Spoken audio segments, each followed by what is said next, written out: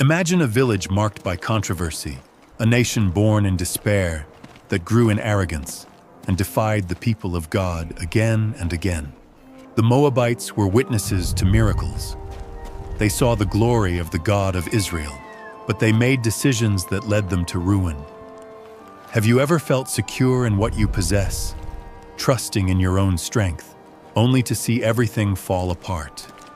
Moab believed that its power, its riches, and its territory would protect it, but they were wrong.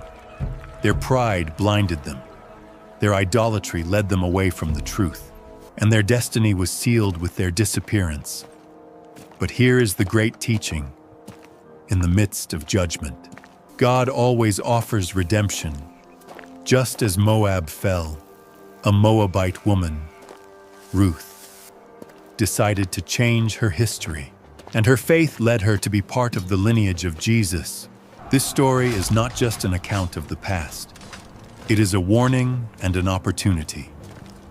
Today, you will know the truth behind the Moabites, and you will discover how this ancient story continues to speak to us about the consequences of pride, the power of faith, and the opportunity for a new beginning.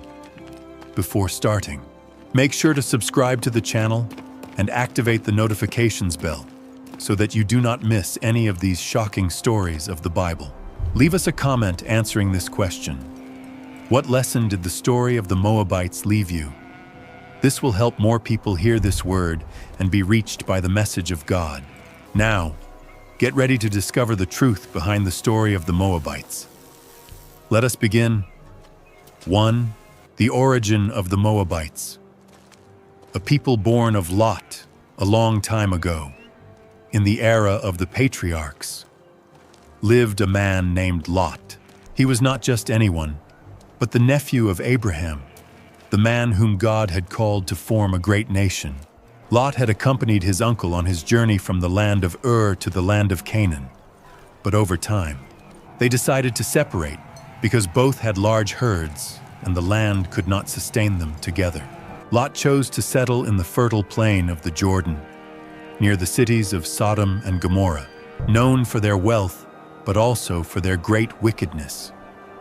Lot, seeking security and prosperity, settled in Sodom with his family without knowing that that decision would change his destiny forever. One day, God decided that the sin of Sodom and Gomorrah had reached its limit, and that it was time to destroy these cities. But due to the intercession of Abraham, God sent 2 angels to warn Lot and give him the opportunity to escape. The angels arrived in Sodom and ordered Lot to leave with his wife and his daughters before the city was consumed by divine judgment. The night of the destruction was terrifying. Fire and sulfur fell from the sky and completely consumed Sodom and Gomorrah. Lot and his family fled towards the mountains. But on the way, his wife, disobeying the order of God not to look back, turned and was left converted into a statue of salt. Now, Lot and his 2 daughters were alone in the mountains, without a home, without possessions, and without an apparent future. The daughters of Lot, desperate and fearful that there were no men with whom to marry and continue their lineage, devised an unthinkable plan. In their anguish, they made their father drink wine until he became intoxicated. And in that state, each one of them became pregnant by him without Lot being conscious of what was happening. Time passed, and from these unions, 2 sons were born. The eldest was named Moab, and he became the father of the Moabites.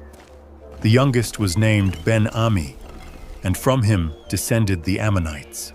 That was how the nation of Moab was born.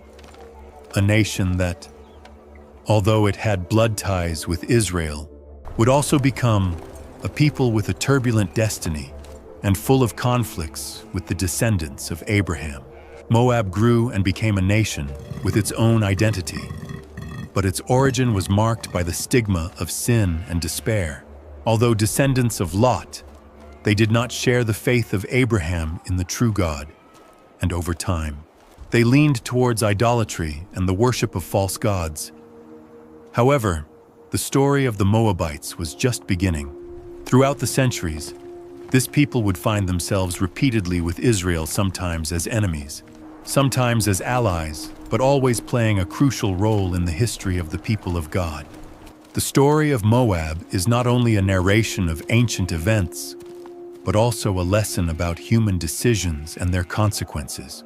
Lot had chosen a fertile land without considering the spiritual impact of living in Sodom. His daughters, in their desperation, took questionable decisions that gave rise to an entire nation. And thus, Moab was born of a moment of fear and hopelessness. But its destiny was still to be written. The next part of the story will take us to the first settlements of Moab and how this people began to establish themselves in the land. But it will also show us the first conflicts with Israel and how the destiny of both nations intertwined in the divine plan of history. 2. The first settlements of Moab. After Lot and his daughters escaped from the destruction of Sodom and Gomorrah, they settled in the mountains in a desert and rocky region. Over time, the sons born of his daughters grew and formed their own families. Moab, the eldest, became the patriarch of a new people that little by little began to expand. Its descendants dispersed in a region to the east of the Jordan River, a fertile land and of great strategic value. The lands that the Moabites occupied were a combination of green valleys, pastures, and rocky hills.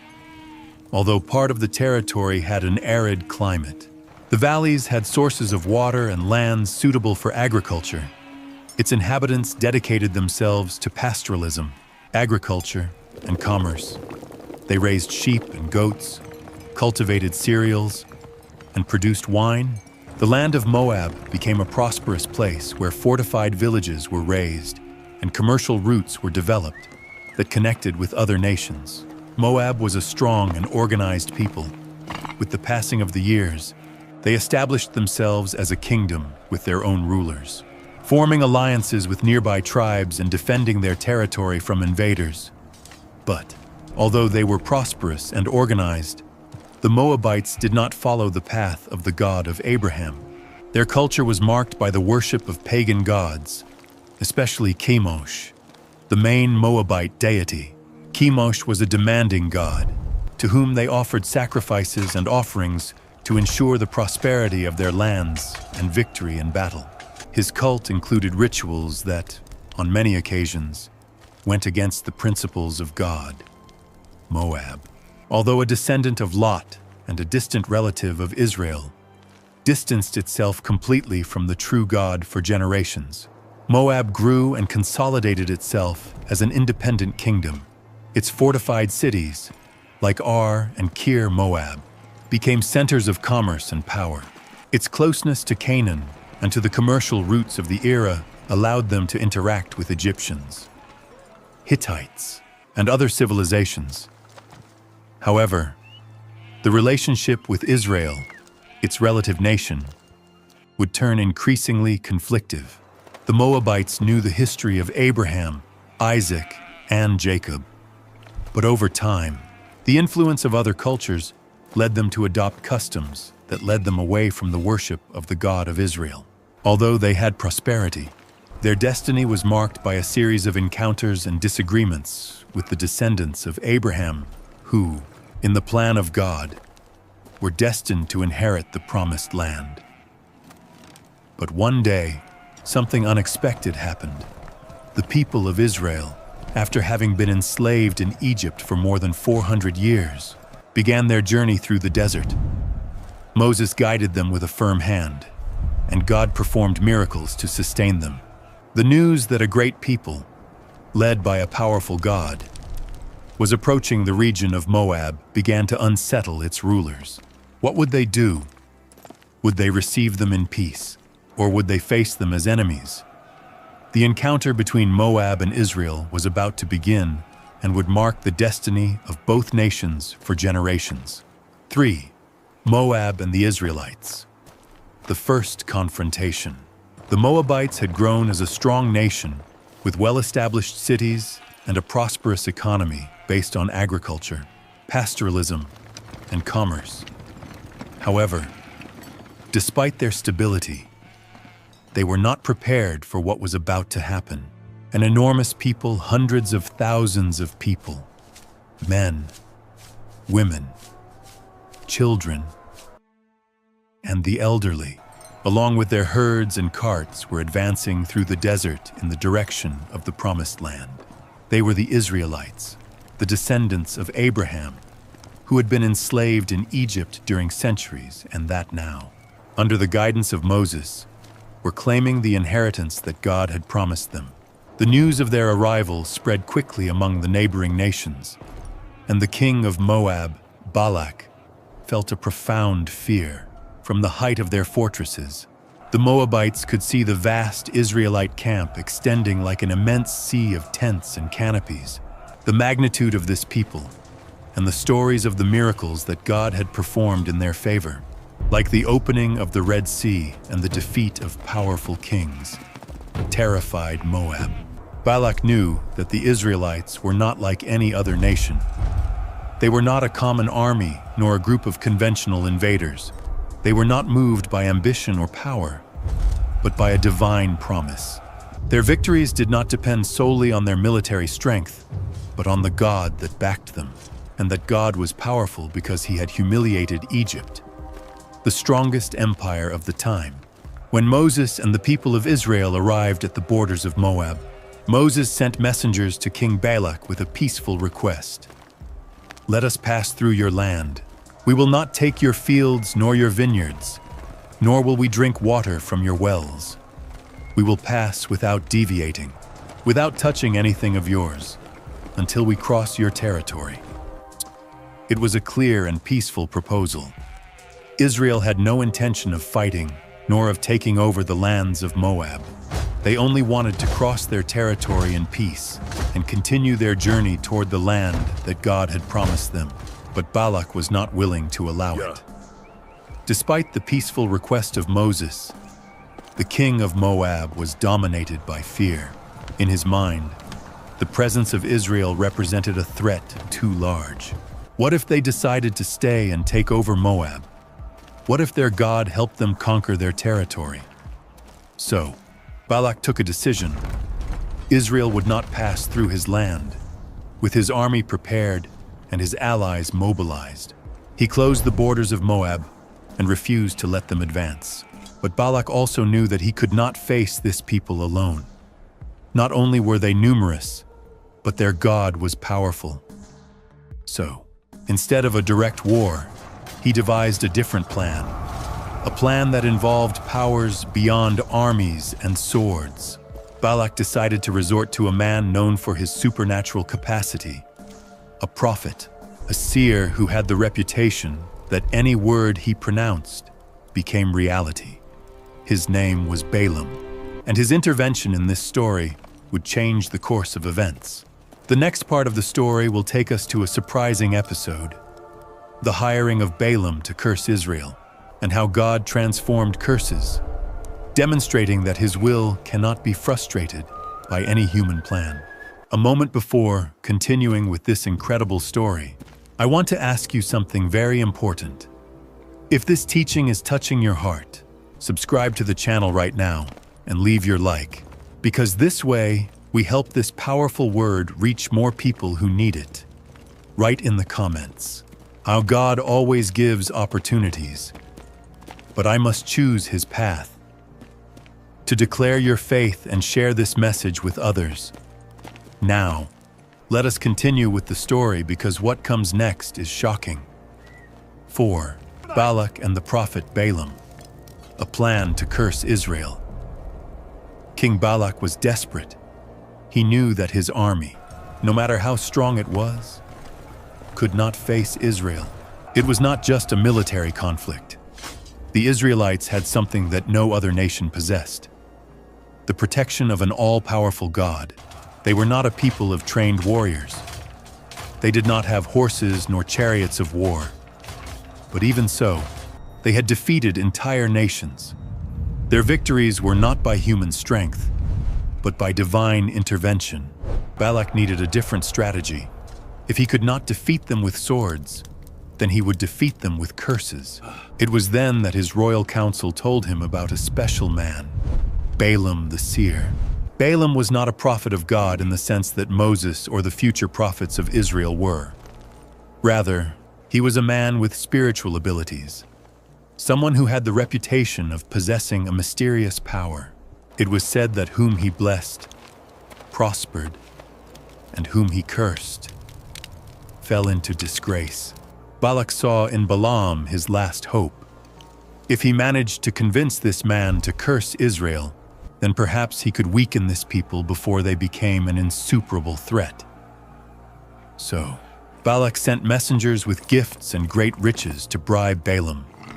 He offered him gold, silver, and prestige in exchange for a single act: that he pronounce a curse on Israel. When the messengers arrived at the house of Balaam with the proposal of King Balak, the seer felt tempted. The reward was large, and it was an opportunity to earn the favor of a powerful king. But before giving an answer, Balaam did something unusual. He consulted God that night. God spoke clearly to him. "Do not go with them, nor curse that people, because it is a blessed people." The answer was definitive. God had blessed Israel, and no human or spiritual power could change it. The next morning, Balaam addressed the emissaries of the king and told them, "God does not allow me to go with you." The messengers returned to Moab with the news, but Balak did not give up. He believed that Balaam was negotiating a better price, so he sent more princes, more important, and with an even greater offer. This time, Balaam hesitated. Even though he already knew the will of God, the wealth and the insistence of Balak made his heart waver. God allowed him to go with them, but with a warning. "Go, but you will only say what I command you." And so, Balaam prepared to depart. He mounted his donkey and undertook the path toward Moab. But what he did not know was that God was about to give him a lesson that he would never forget. While he was riding, something unexpected occurred. His donkey, normally obedient, suddenly stopped dead. Balaam, irritated, struck it so that it would continue advancing. But the animal deviated from the path and entered the field. Balaam, furious, struck it again. The donkey continued advancing, but further ahead, in a narrow passage between two stone walls, it stopped again. Balaam, without understanding, struck it for the second time. Then, in a stretch even narrower, the donkey saw something that Balaam could not see: an angel of the Lord with a drawn sword blocking the path. Terrified, the donkey threw itself to the ground, refusing to continue. Balaam, without understanding what was happening, was filled with anger and began to strike the animal with all his might. And then the unexpected occurred. The donkey spoke. "What have I done to you for you to strike me 3 times?" Balaam, surprisingly, responded without even realizing the rarity of the moment. "Because you mocked me. If I had a sword, I would kill you right now." And the donkey responded, "Am I not your donkey that you have always ridden? Have I ever done this to you before?" It was at that moment that God opened the eyes of Balaam suddenly.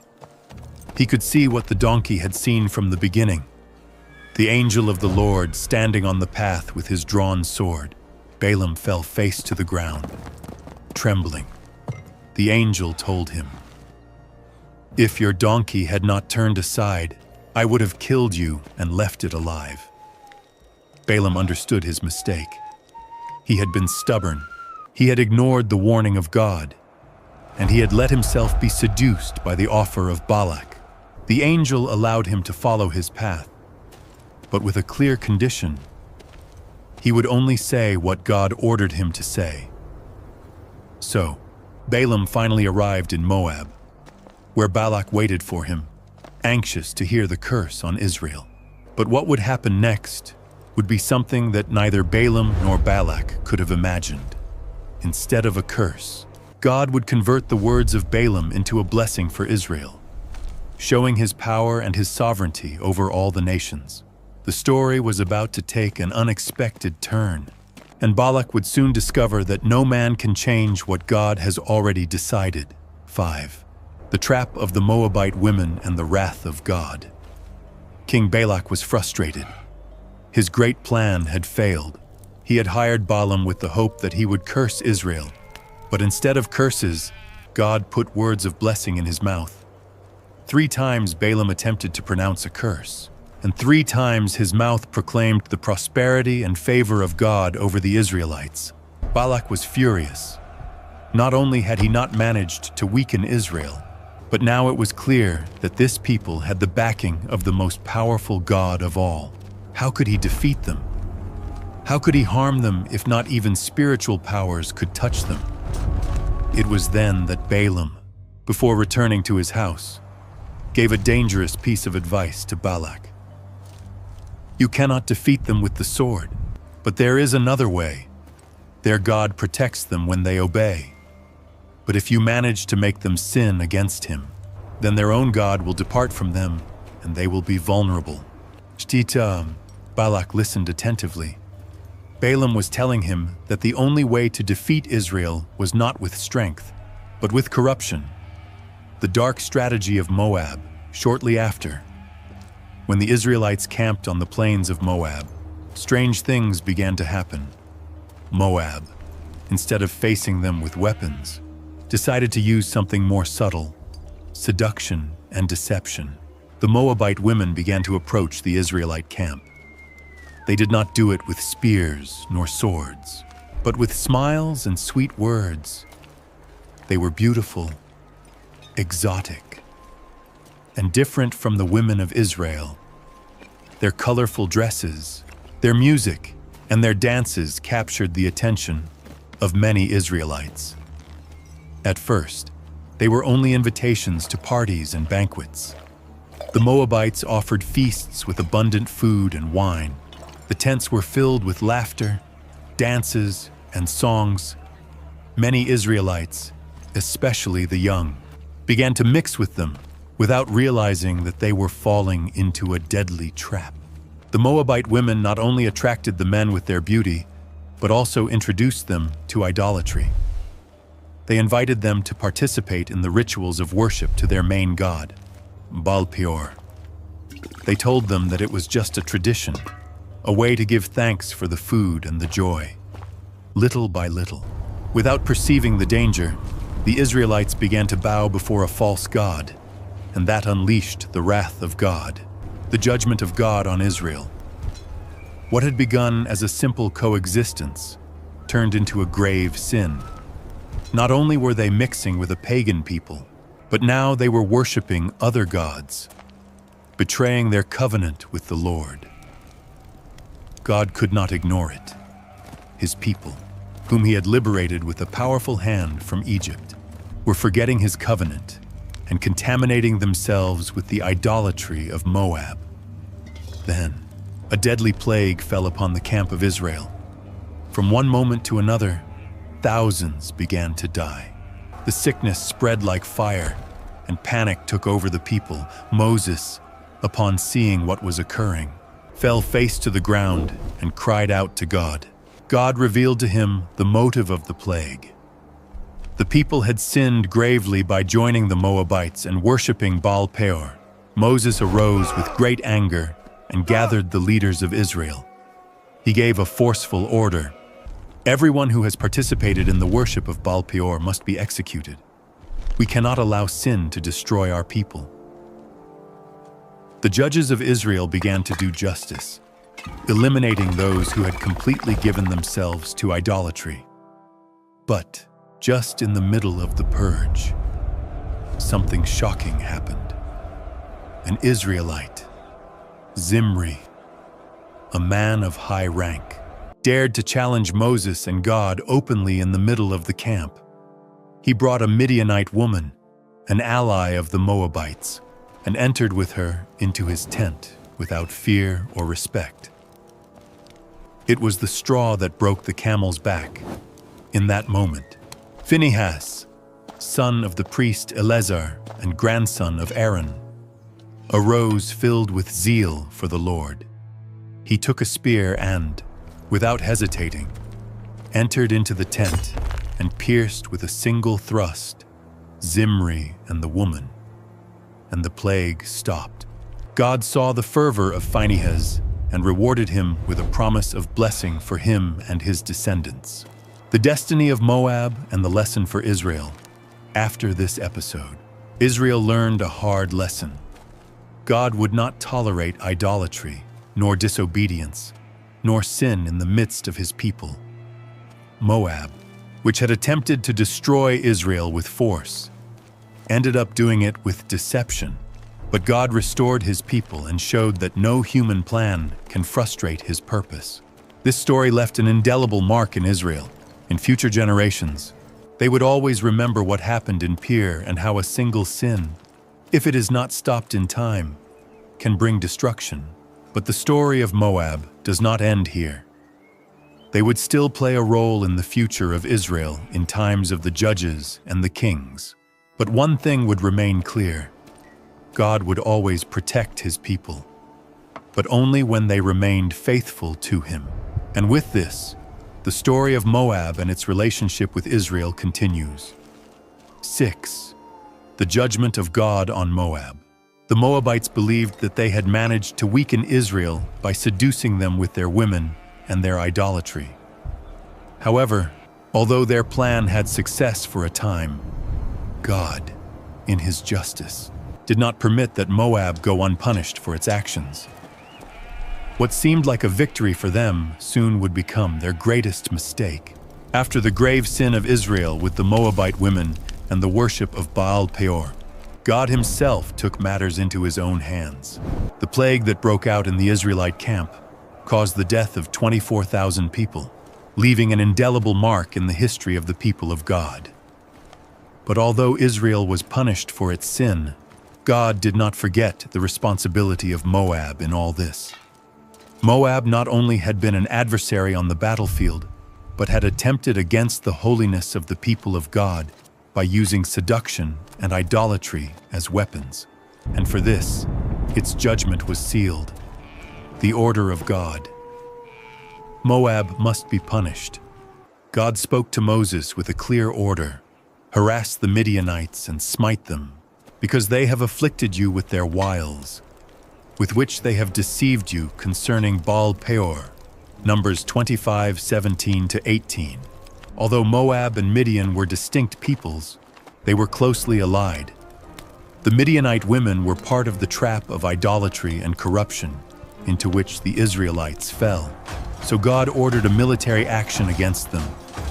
Then Moses gathered an army of 12,000 men, 1,000 from each tribe of Israel, and ordered them to march against the Midianites, who had acted together with Moab in this plot against Israel. In this campaign, Israel razed the Midianite camps, killing their 5 kings and their entire army. Among the dead, there was a name in particular that stood out: Balaam, the seer, who had advised Balak on how to make Israel fall. That man who had said, "I cannot curse what God has blessed." And he ended up dying under the sword of the Israelites, paying the price for his malicious astuteness. But Moab would not escape so easily. Prophecies of destruction against Moab. God not only permitted that Israel defeat the Moabites in various battles, but also inspired his prophets to pronounce severe judgments against Moab. One of these prophets was Isaiah, who, centuries after the events of Moses, spoke about the destiny of Moab. The glory of Moab has vanished. In Heshbon they have plotted its evil. Come and let us cut them off from among the nations. Isaiah 16:14.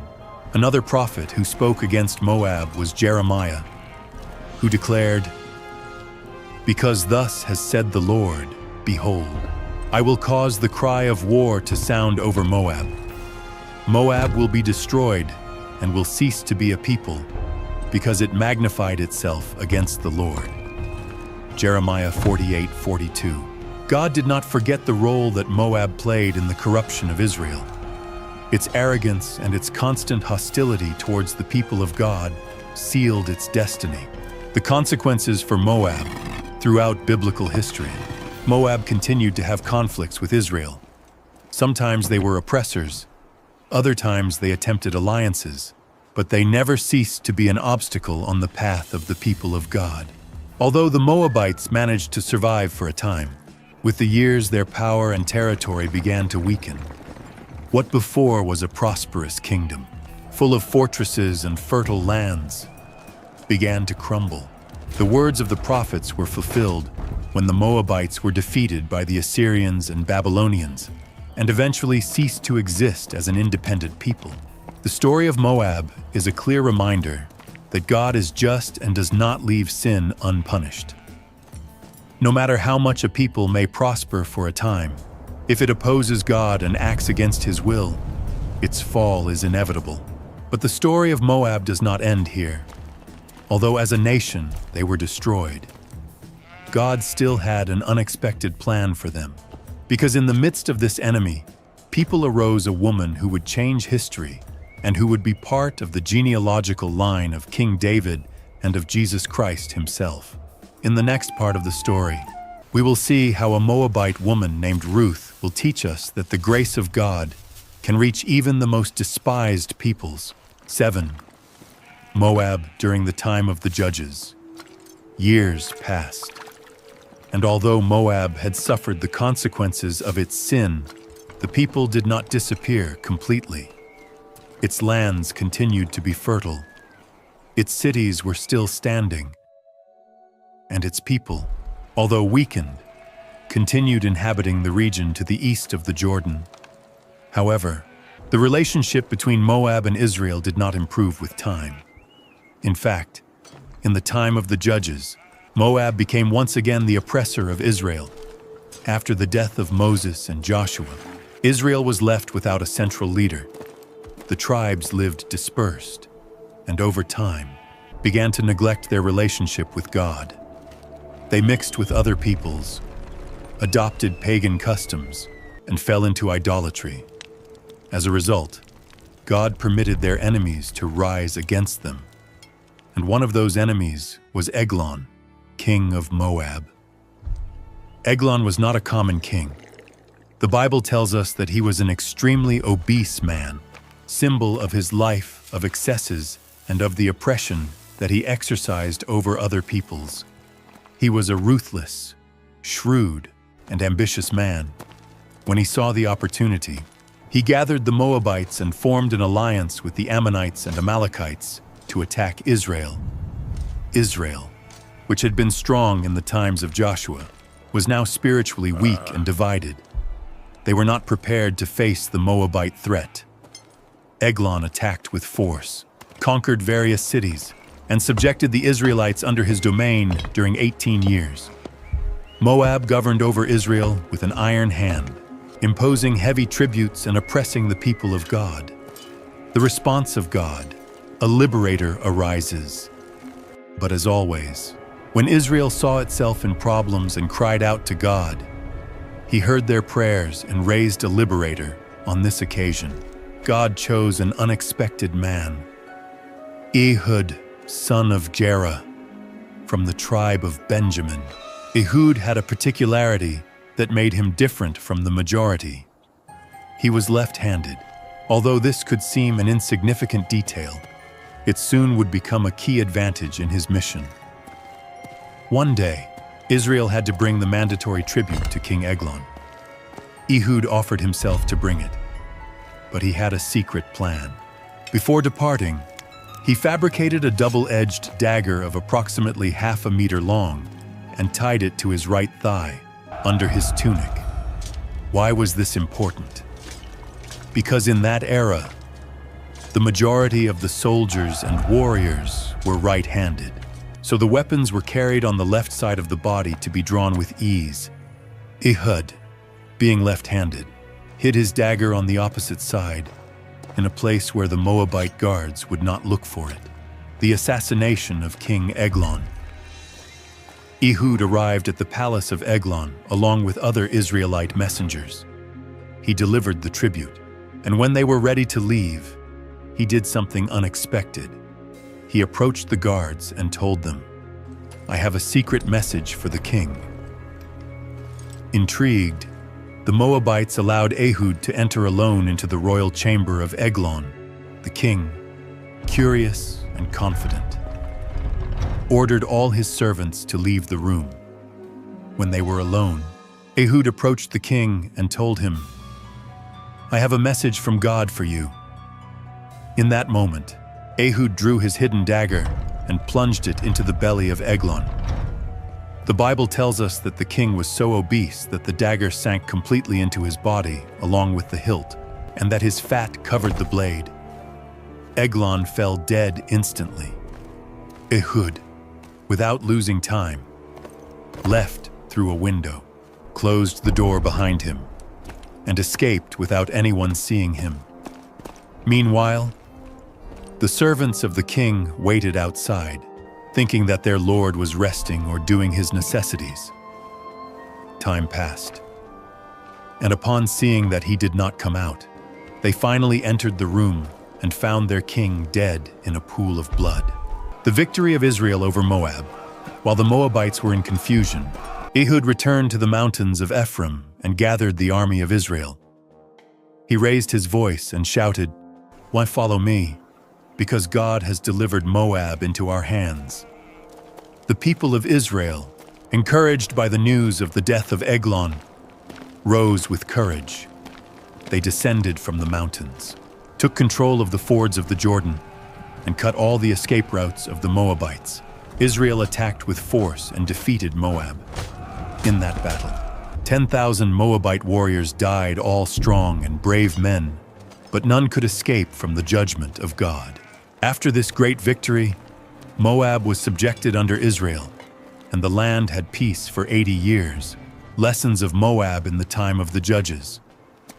The story of Moab during the times of the Judges teaches us several important things. 1. God does not leave unpunished the enemies of his people. Moab believed that it could oppress Israel without consequences, but God raised a liberator to bring justice. 2. God uses what the world despises. Ehud was left-handed, something considered uncommon in his time, but God utilized that detail to fulfill his purpose. 3. The oppressors do not last forever. Eglon believed that he would govern Israel forever, but his reign ended in a single day. However, Moab still did not disappear from history. It would still play a role in the life of Israel in the years to come. In the next part of this story, we will see how, in the midst of all this enmity, a Moabite woman named Ruth would bring hope and redemption, changing the destiny of her people forever. Stop there a moment before continuing with this story. If this word is resonating in your heart, I invite you to be part of something larger.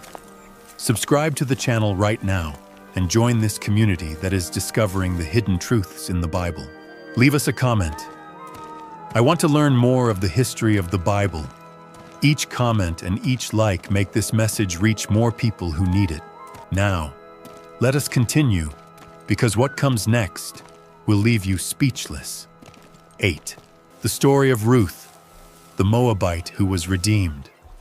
Throughout history, Moab had been an enemy of Israel since its conflictive origin until its attempts to destroy and subject the people of God. The relationship between both nations had been marked by hostility, idolatry, and divine judgment. However, in the midst of this story of confrontations and punishments, God had prepared an act of grace. This is the story of a woman who, against all predictions, broke with the past of her people and became a symbol of fidelity, redemption, and hope. Her name was Ruth, and her story would change not only her destiny, but that of all humanity. the tragedy of Naomi and the encounter with Ruth. The story begins in the land of Judah during the time of the Judges. There was hunger in the land, and an Israelite family seeking to survive decided to emigrate to the region of Moab. This family was composed of Elimelech, his wife Naomi, and their two sons, Mahlon and Chilion. Upon arriving in Moab, the sons of Naomi married Moabite women. One of them was Ruth. The other was named Orpah. During a time, everything seemed to go well, but tragedy struck with force. First, Elimelech died, leaving Naomi a widow. Then, unexpectedly, her two sons also died, leaving Ruth and Orpah widows without children and without a clear future. For a woman in that era, to be a widow was synonymous with misery. They did not have rights nor inheritance and depended completely on their husbands or sons to survive. Naomi, now without a husband nor sons, found herself in a desperate situation. Without a purpose to stay in Moab, she decided to return to Bethlehem, her natal land. The decision of Ruth. Your God will be my God. See, Naomi set out on the way, and her two daughters-in-law accompanied her. However, on the way, Naomi stopped them and told them, "My daughters, return to your homes. I no longer have sons who can marry you. I have no more future to offer you. Return to Moab, to your people, and to your gods." Orpah, with tears in her eyes, kissed Naomi and said goodbye to her. She decided to return to her land and to her family. But Ruth did something unexpected. She clung to Naomi and told her with firmness, "Do not entreat me to leave you and depart from you. For wherever you go, I will go. Where you live, I will live. Your people will be my people and your God my God. Where you die, I will die, and there I will be buried. May the Lord punish me severely if I separate from you in something that is not death." These words marked the destiny of Ruth. In that moment, she renounced her Moabite past and surrendered completely to the faith of the God of Israel. Despite having been born in an enemy nation of Israel, Ruth chose to follow the path of God and trust in His providence. The arrival at Bethlehem and the struggle to survive. Naomi and Ruth arrived at Bethlehem at a difficult moment. They were two widows without resources, and Naomi was full of bitterness. She even asked that they call her Mara, which means bitterness, because she felt that God had punished her. However, Ruth did not let herself be carried away by despair. She immediately decided to look for work, and the only option available for a foreigner and widow like her was to gather fallen ears in the fields during the harvest. By the providence of God, Ruth ended up gathering ears in the fields of a man named Boaz, a rich and respected Israelite, close relative of Elimelech, the deceased husband of Naomi. Boaz observed Ruth and saw in her something different. She was not a common Moabite woman. She was hard-working, humble, and faithful to her mother-in-law. Her actions spoke of her character, and that called the attention of Boaz. When he knew that she was the young Moabite woman who had left her land to care for Naomi, Boaz treated her with kindness and generosity. He permitted her to gather ears in his field without being molested. He offered her water and food, and even ordered his harvesters that they let fall more ears on purpose so that Ruth could gather them with ease. The redemption of Ruth and the marriage with Boaz. When Ruth returned home with a large quantity of grain, Naomi was surprised and asked her where she had worked. Upon hearing the name of Boaz, Naomi understood that God was working. Boaz was not only a generous man, he was a redeeming relative. In the Hebrew culture, if a man died without leaving children, his closest relative had the right and the duty to marry his widow to preserve his lineage, following the customs of the era. Naomi guided Ruth to present herself before Boaz in a respectful manner, showing her desire to be redeemed. Boaz, upon seeing the dignity and nobility of Ruth, decided to marry her and take her under his protection. But there was a problem. There was another relative, closer, who had the first right to redeem Ruth. Boaz went to speak with this man and offered him the opportunity to buy the land of Elimelech and marry Ruth. However, the man rejected the offer, leaving the path free for Boaz to take Ruth as his wife. Thus, in a beautiful turn of destiny, Ruth, the Moabite foreigner, became the wife of a respected Israelite man. The descent of Ruth, an eternal legacy. God blessed the union of Ruth and Boaz, and they had a son named Obed. Obed, in his turn, was the father of Jesse, and Jesse was the father of the great King David. This means that Ruth, a Moabite woman, became the great-grandmother of King David, the man after the heart of God, the most important king in the history of Israel. But the story does not end there. Centuries after the descent of David was born Jesus, the Savior of the world. Ruth, who had been born in an enemy nation of God, was redeemed by her faith and her fidelity, and God used her to bring salvation to the entire world. Lessons of the story of Ruth. The story of Ruth leaves us several powerful lessons. 1. God does not look at the origin of a person, but at their heart. Despite being Moabite, Ruth was accepted into the people of God for her faith and her loyalty. 2. God uses the unexpected to fulfill his purpose. No one would have imagined that a Moabite would form part of the lineage of Jesus. 3. Fidelity brings blessing. Ruth did not seek her own well-being, but was faithful to Naomi and to God, and received an eternal reward. Through Ruth, God showed that his mercy extends to all nations, and that even the enemies of Israel can be redeemed if they turn to him. But the story of Moab still does not end. In the next part, we will see how the relationship between Moab and Israel continued throughout the years, and how this people continued forming part of biblical history. 9. David and Moab. A relationship of ups and downs. Time passed, and the descendants of Ruth became key figures in the history of Israel. Her great-grandson, David, was chosen by God to be king and establish a strong and prosperous kingdom. However, with Moab, the people from which his great-grandmother came, it was complex and full of ups and downs. David, before becoming king, had to face years of persecution at the hands of King Saul. During this time of danger, he sought refuge in different places, fleeing constantly to save his life. One of the most significant episodes occurred when he decided to send his parents and brothers to the land of Moab so that they would be safe. In 1 Samuel 22, 3-4, David approached the king of Moab and told him, "I beg you, let my father and my mother stay with you until I know what God will do with me." The Moabite king agreed to the petition of David, and his family remained under his protection.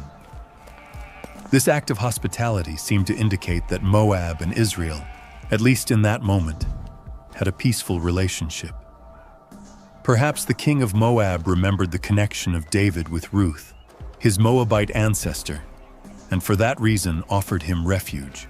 But the relationship between David and Moab did not remain peaceful for long.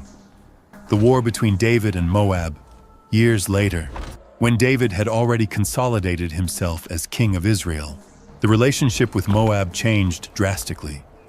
We do not know exactly what occurred, but the Bible tells us in 2 Samuel 8:2 that David defeated Moab and subjected the people under his domain. The judgment of David on Moab was severe. He measured them with a rope and made them lie on the ground. 2/3 of them he condemned to death, and the other third he permitted to live. This act of David has been debated by many scholars. Why did he treat the Moabites with such hardness after having trusted them to protect his family? Some theories suggest that at some moment, Moab betrayed David and killed his parents and brothers, which led the king of Israel to take retaliation Others believe that Moab simply became an obstacle for the kingdom of Israel, and David had to subject them as part of his military expansion. What is certain is that, after this defeat, Moab remained under the domain of Israel and became a tributary kingdom. They had to pay tribute to David and subject themselves to his government.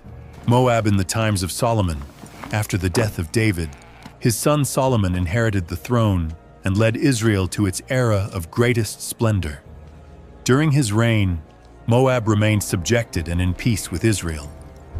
However, Solomon committed a grave error. He married foreign women, including Moabite women, and permitted that they bring their pagan gods to Israel. Among these gods was Chemosh, the main deity of Moab.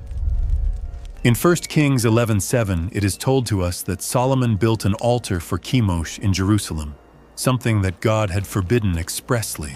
This idolatry was one of the reasons for which God decided to divide the kingdom of Israel after the death of Solomon.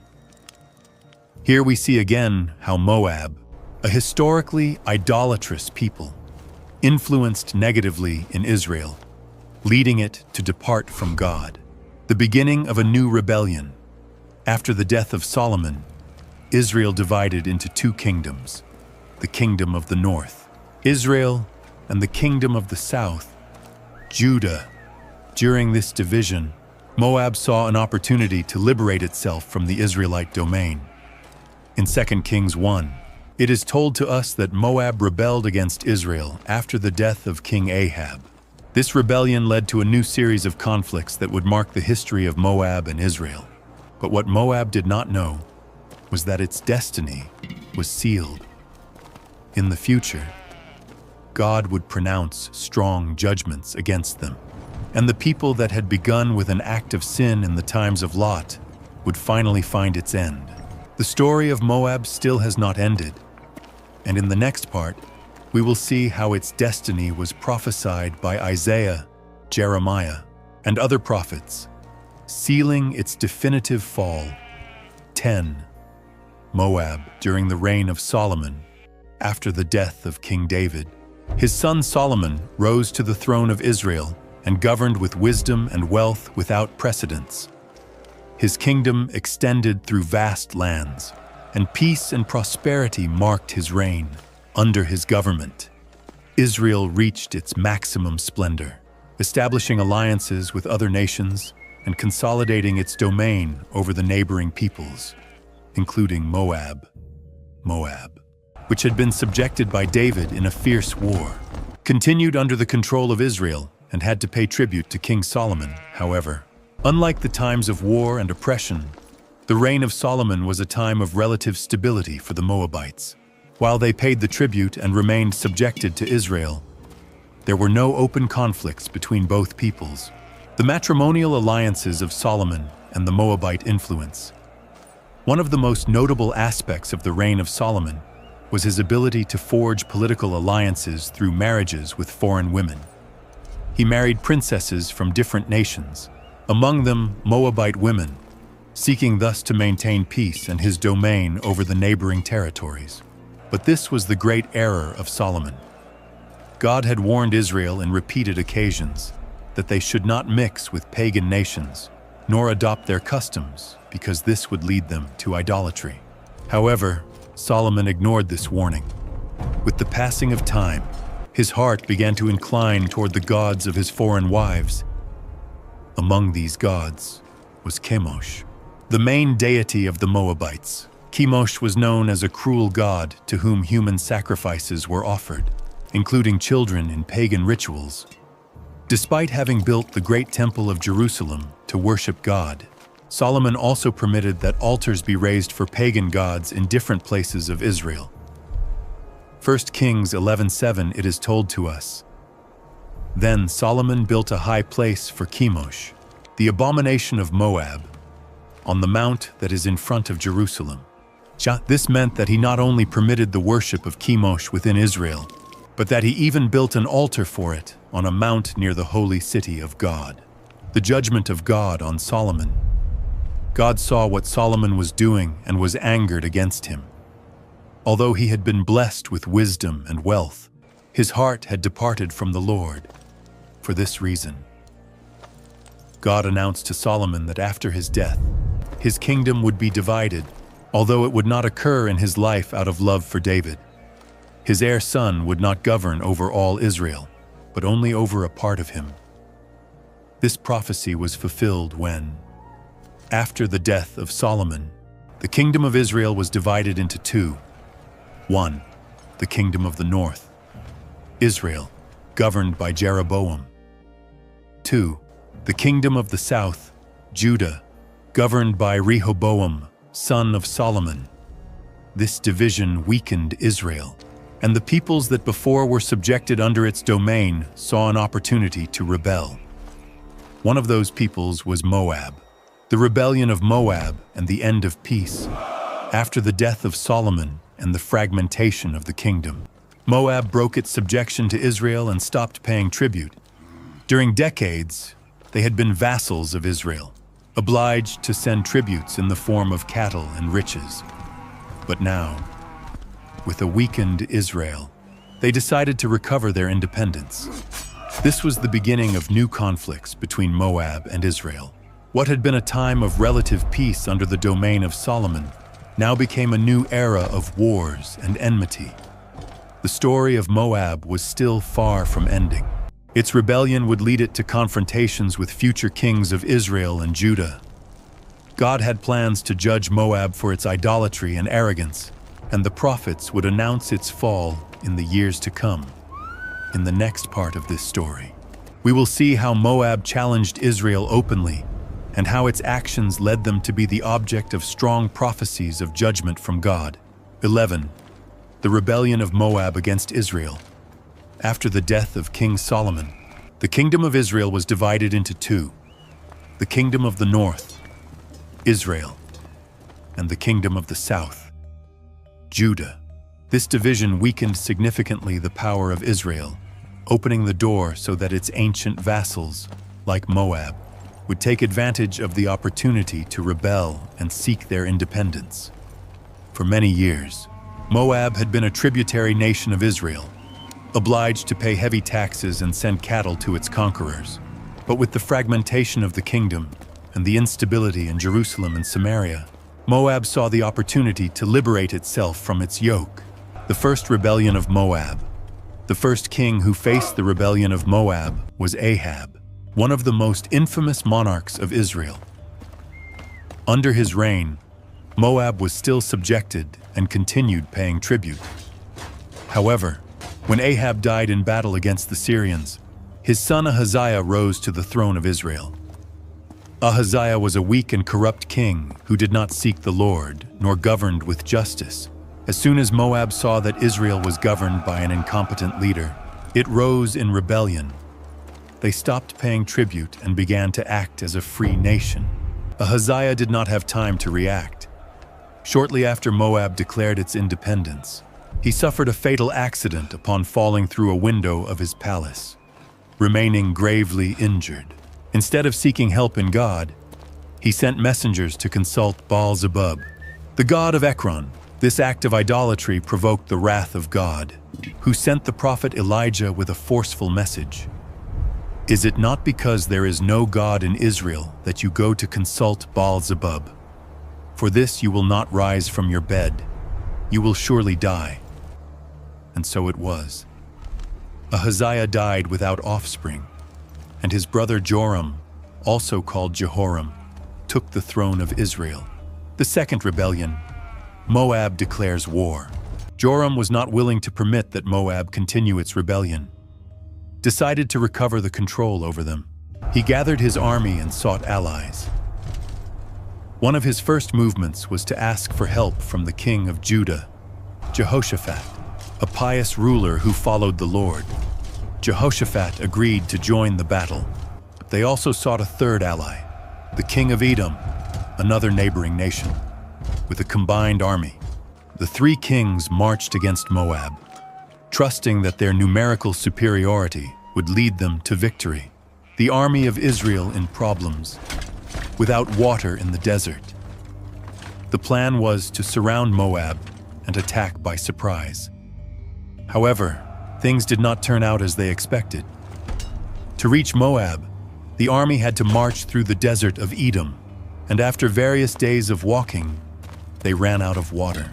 Thirst began to weaken the soldiers and the animals. The situation became critical, and discouragement took over the camp. Joram, seeing the disaster, exclaimed desperate, "Certainly the Lord has gathered us to deliver us into the hands of Moab." But Jehoshaphat, more wise and fearful of God, asked, "Is there not here a prophet of the Lord so that we may consult God?"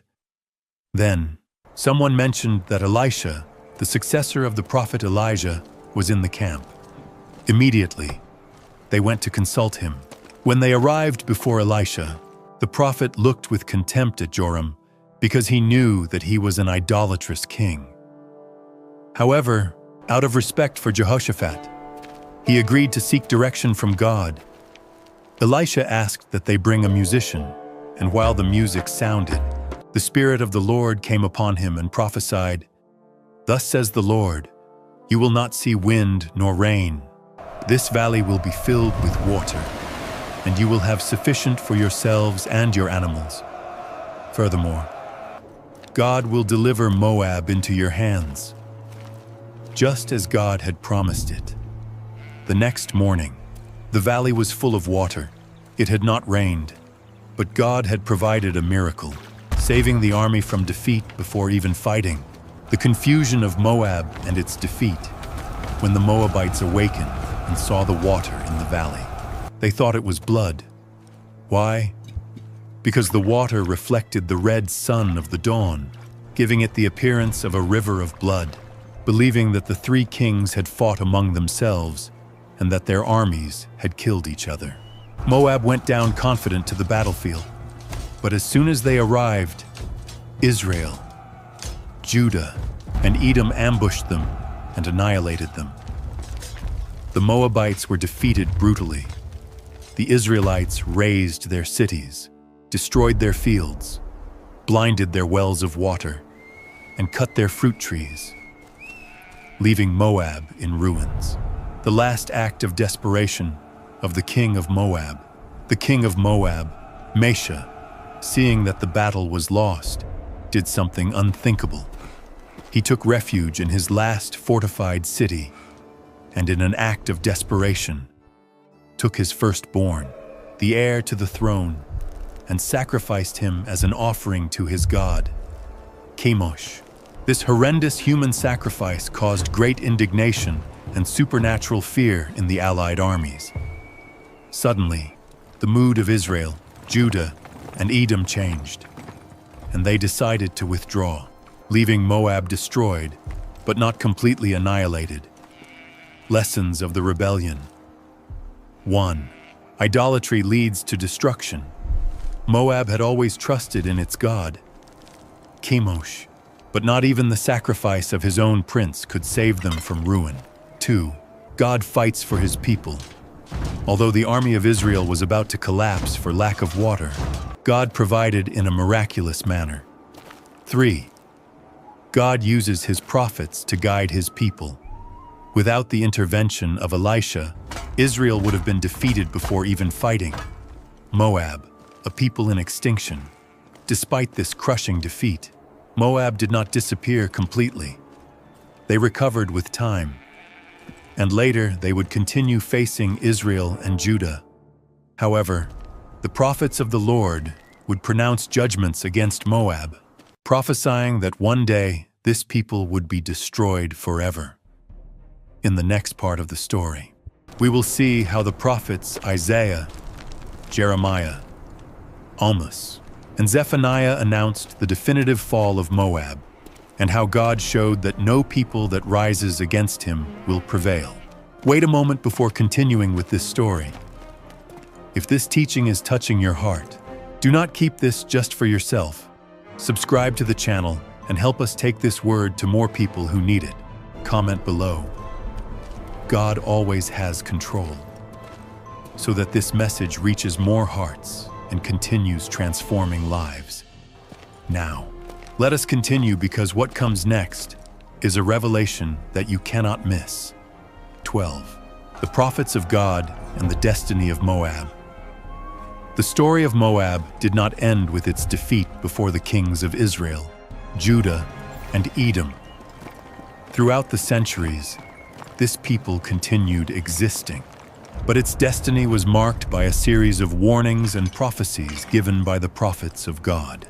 Although Moab recovered from the devastation caused by the war against Israel, it never returned to be a powerful nation. Despite that, by moments, they attempted to resist and restore their domain. God had already decreed its definitive fall. The prophets of the Lord began to speak about Moab, warning it of a dark and tragic future. God, who had shown patience with this people from its beginnings, finally would announce its judgment. The prophecy of Isaiah, the lament for Moab. One of the first prophets to speak about the future of Moab was Isaiah. In his book, he dedicated 2 complete chapters, Isaiah 15 and 16, to describe the destruction that would come over Moab. Isaiah began his prophecy with a lament, describing how the Moabite cities would be razed in a single night.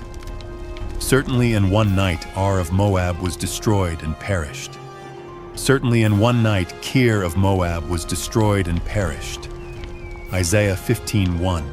The prophet described scenes of terror, shouts of anguish, people crying in the streets, pagan priests shaving their heads in sign of mourning, and refugees fleeing without direction. Isaiah left clear that Moab would not have escape. No matter how much they attempted to resist, their destruction was inevitable. However, in the midst of judgment, God also showed mercy. In Isaiah 16, it is told to us that Moab would have the opportunity to seek refuge in Judah if they recognized the God of Israel. Send lambs to the Lord of the land, from Selah of the desert to the mount of the daughter of Zion. Isaiah 16:1. This was an invitation so that Moab would turn to God. But the pride of this nation did not permit them to humble themselves. The prophecy of Jeremiah, Moab will be humiliated.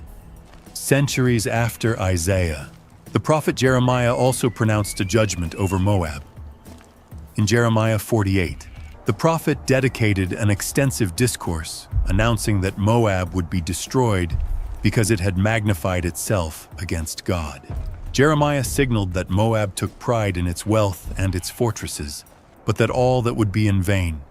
Its cities would be destroyed, its inhabitants carried into exile, and its glory would disappear.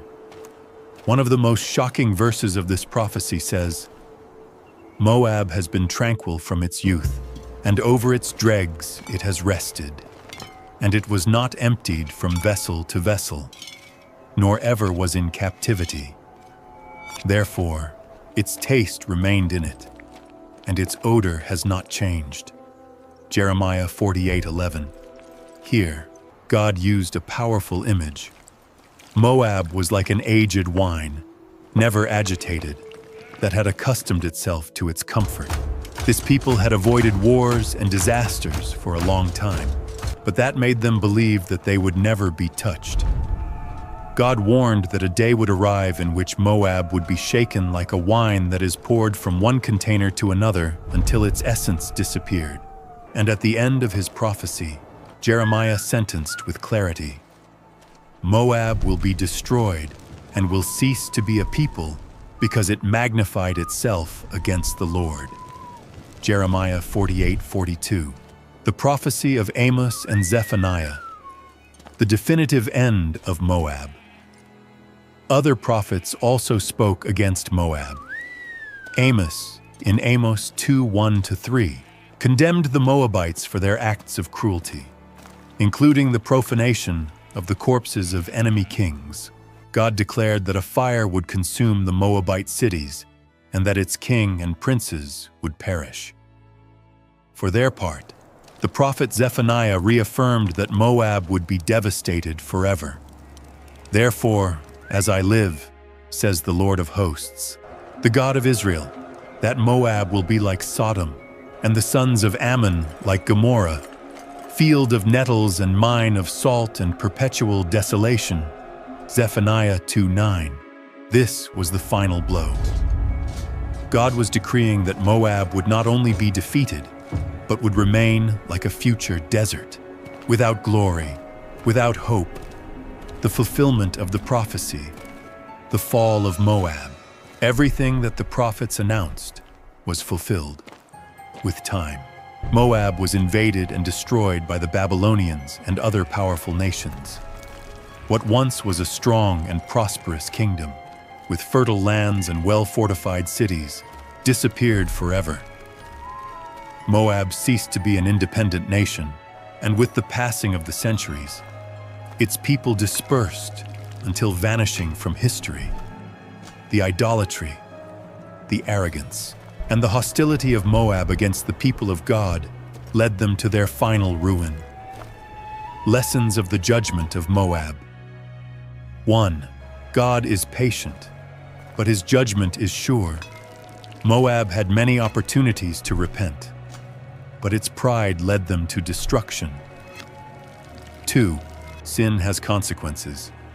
Moab trusted in its wealth, its fortresses, and its alliances, but all that was useless when God decreed its fall. 3. God is just. Moab not only opposed Israel, but led its people to idolatry and sin. Its destruction was the result of its own wickedness.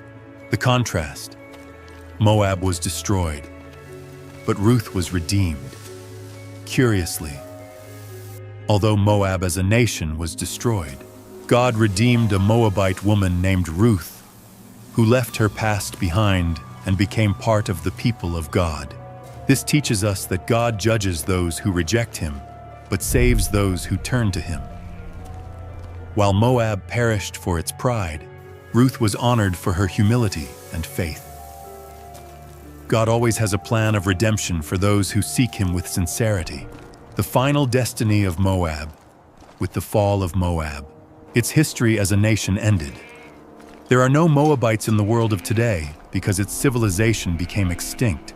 The judgments of the prophets were fulfilled to the letter, showing that God always fulfills his word. But the story of Moab leaves us a clear warning. No people, no matter how strong it may be, can prosper if it challenges God. In the next part of this story, we will see how Moab left a mark in biblical history and how its example continues being a lesson for all nations until the day of today. 13. The final fall of Moab. The judgment against Moab was not only announced by the prophets, but with time, it was fulfilled in an absolute manner. This people, that from its beginnings had a conflictive relationship with Israel, passed from being a strong and prosperous nation to a devastated land, forgotten in history. Throughout the centuries, Moab resisted the will of God, trusting in its own strengths, in its pagan gods, and in its political alliances. But as occurred with all the nations that rose against the people of God, its end was sealed. The kingdom of Moab, that once challenged Israel, finally disappeared. There was no reconstruction. There was no resurgence. The land that before was rich in harvests and cattle became a desert, and its people was scattered to the point in which its identity was lost completely. The destruction by the Babylonians, one of the most devastating events for Moab, occurred when the Babylonian Empire, under the reign of Nebuchadnezzar, began its expansion through the region. Babylon was a relentless kingdom that conquered nation after nation without mercy. Moab, that believed itself strong and secure in its mountains and fortified cities, could not resist the Babylonian power. Its walls were breached, its lands were razed, and its people carried into exile or dispersed. The prophecy of Jeremiah was fulfilled with precision. Terror and the trap will come upon you, O inhabitant of Moab, says the Lord. The one who escapes the terror will fall into the trap, and the one who leaves the trap will be caught. because I will bring upon him the year of his punishment, says the Lord. Jeremiah 48:43-44. The fall of Moab was not a simple military event. It was an act of divine judgment. God had warned Moab during centuries, but its arrogance led them to ruin. The silence of Moab in history. After the Babylonian invasion, Moab disappeared as an independent nation. It was not reconstructed as occurred with Israel after the exile. Its cities were abandoned, its culture vanished, and its people mixed with other nations until losing its identity completely. The references to Moab in later history are scarce. In times of the Roman domain and later in the Islamic era, the region that before was Moab passed to be inhabited by other peoples. Today, Moab no longer exists. The cities that once were prosperous now are only ruins in the desert of Jordan. Its temples, its palaces, and its fortresses remained buried by the sand of time, and its language and customs disappeared without leaving a trace. God fulfilled his word. Moab will be destroyed and will cease to be a people because it magnified itself against the Lord. Jeremiah 48:42. Lessons of the fall of Moab. The story of Moab leaves us a warning and a powerful teaching. 1. Pride leads to destruction. Moab believed that it could challenge God and his people, but its pride led them to their disappearance. 2. God is patient, but his justice is sure. Moab had many opportunities to change its destiny, but preferred to follow its own path until it was too late. 3. Only those who trust in God remain. Israel was also punished for its sin, but God restored them. Moab, instead, disappeared forever. The final contrast, Ruth and Moab. Curiously, although Moab as a nation was destroyed, God rescued a Moabite woman, Ruth. She decided to abandon her people, her culture, and her gods to follow the God of Israel, and her name remained recorded in history as one of the women most honored of the Bible. While Moab disappeared in divine judgment, Ruth was grafted into the lineage of the Messiah, from her descended King David, and from her lineage, Jesus, the Savior of the world. This is the most powerful message of the story of Moab. Those who challenge God are destroyed, but those who surrender to him are redeemed and exalted. The story of Moab has finished, but its lesson continues valid until the day of today. 14. Moab in the New Testament. After centuries of wars, conflicts, and fulfilled prophecies, Moab had disappeared as an independent kingdom. However, its story did not end completely. Although as a nation, it no longer existed, the influence of its past continued present in the region. In times of the New Testament, the land that once was Moab was inhabited by diverse peoples, and the ancient Moabite cities now formed part of the domain of Rome. There was no Moabite king, nor a people that identified itself as Moabite. But the story of this people left traces in the culture and the life of the region. One of the indirect references to Moab in the New Testament is found in the genealogy of Jesus. In Matthew 1:5, it is mentioned that among his ancestors was Ruth the Moabite, who married Boaz and became the great-grandmother of King David. This is shocking because it shows a powerful contrast between the destiny of Moab and the destiny of Ruth. Moab, as a nation, was destroyed for its sin and arrogance. Ruth, a Moabite who decided to follow the God of Israel, was redeemed and honored upon being part of the lineage of the Messiah. This detail in the genealogy of Jesus is not a simple coincidence. It is a proof that the grace of God extends beyond the national and cultural limits. God does not look at the origin of a person, but at their heart and their disposition to follow him. Jesus and the teaching of redemption for all.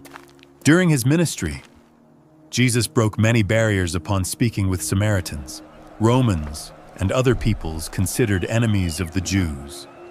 His message was not only for Israel, but for all the nations. This principle was already present in the story of Ruth, a foreigner who, for her faith, was adopted into the people of God. Jesus came to do the same with all those who believe in him, without importing their origin.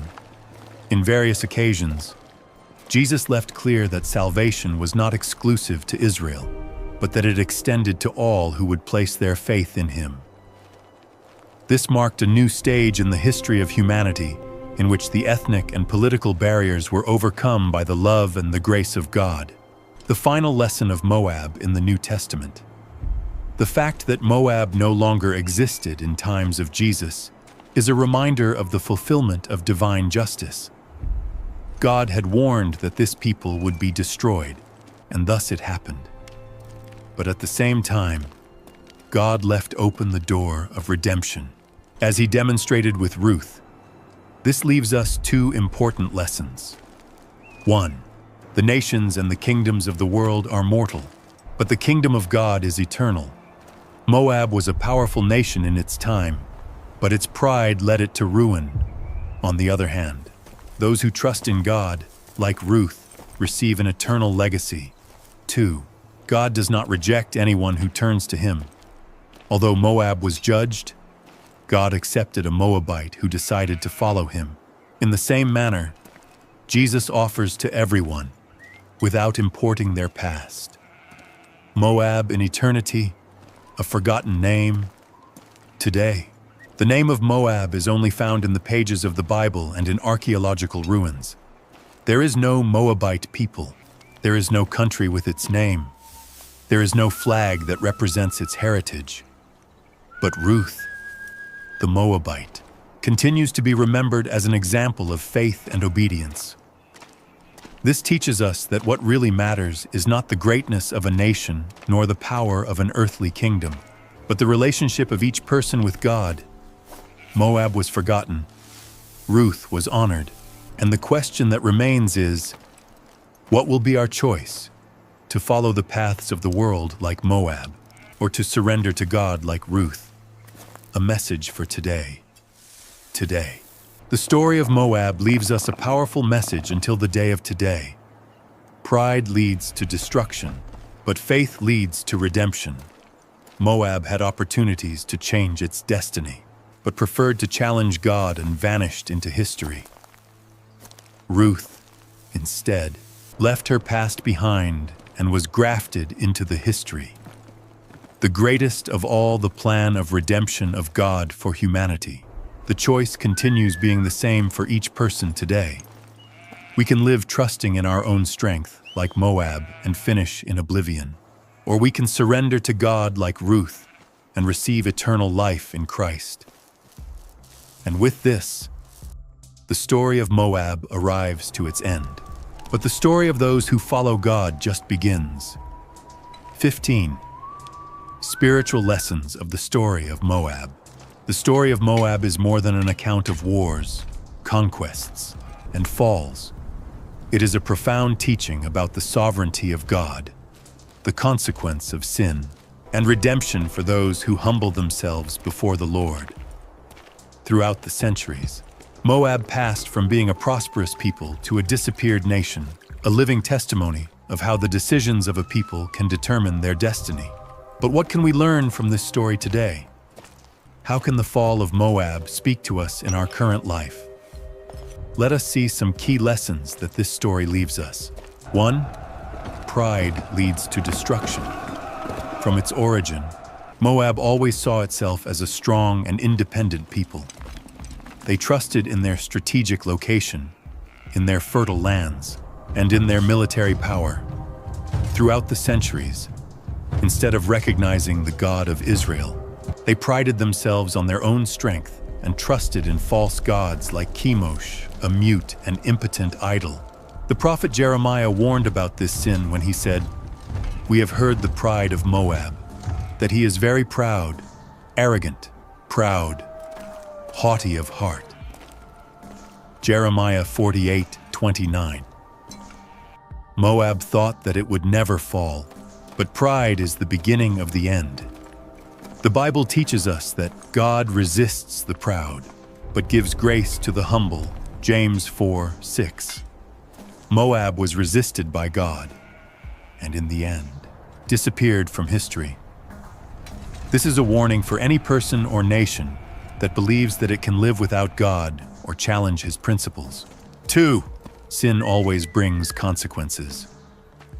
One of the darkest moments of the history of Moab was when they used seduction and idolatry to make Israel fall into the cult to Baal Peor.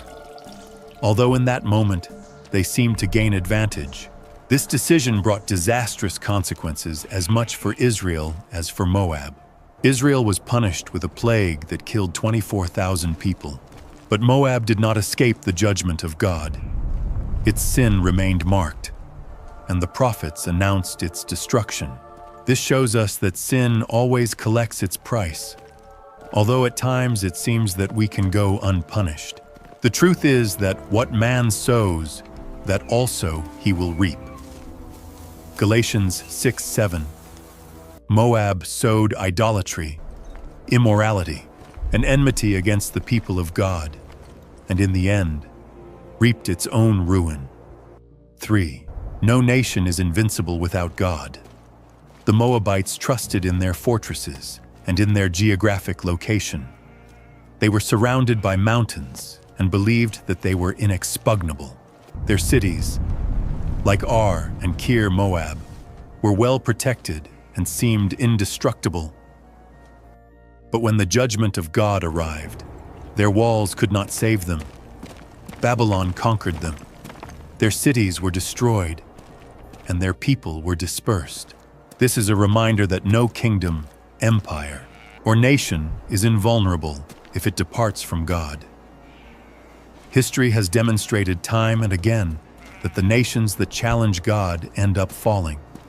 The Most High has dominion over the kingdom of men and gives it to whom he wishes. Daniel 4:17. 4. God always gives opportunities for repentance. Despite its wickedness, Moab had many opportunities to turn to God during centuries. They saw the power of God in action. They saw how Israel was liberated from Egypt with amazing miracles. They were witnesses to the destruction of Sodom and Gomorrah, from where Lot, their ancestor, escaped. They heard the words of the prophets who warned them about their destiny. They had the example of Ruth the Moabite, who abandoned idolatry to follow the true God. But Moab rejected all these signs.